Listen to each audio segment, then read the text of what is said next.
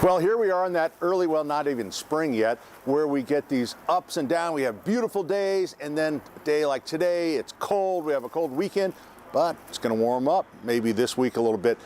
But that doesn't mean you can't enjoy getting started for spring. You just have to be careful. So a few things we'll cover. Lots of calls about spring bulbs, tulips.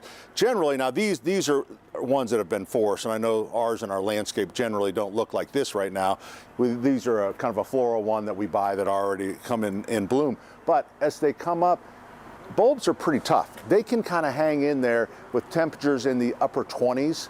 It's when you get an extended period that's the problem. But if you're concerned, you can cover them. Frost is not going to hurt them. It's really the cold. So if it got really cold, what you could do is take some frost cloth that I'll show you here in a minute, and you could put a tent over it. And what you're doing is if there's a little bit of heat in that ground, you would trap that ground heat and protect them. But general rule of thumb, they're generally okay, not a problem. This is something I talked about a couple weeks ago, and I want to keep pushing it. Dormant oil spray. It's always an overlooked product. And what it does, it smothers the eggs and disease on trees and shrubs.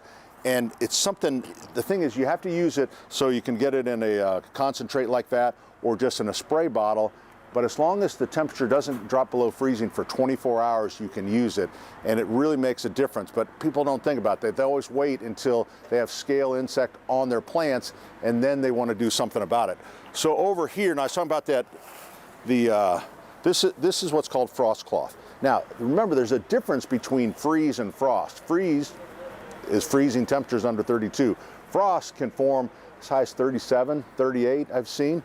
But so that would protect the plant. Now, so everyone goes, pansies are the early plant that we all plant, right? So they're beautiful, but the thing that people don't realize is that when you get frost, does it kill the plant? No, it does not kill the plant, but what it does, it burns the color off of them. So when you see, and you see our pansies out here, if it's gonna frost, we will either cover them or we'll bring them in. So frost cloth like this, the reason you can't use plastic, because if the plastic lays against the foliage and the bloom, the plastic will actually burn. The frost will lay on it, it'll get cold enough, and it will actually will burn the plant. So you get a frost cloth like this, and you go, where can you get it? We always buy it like from a commercial. It comes 1,000 foot, but there's some small packages that you can get. So frost cloth is really a good thing. So, and the other thing too, so that you can, and you always see like early on, while we have pansies and flats, don't really recommend that you put them in the ground.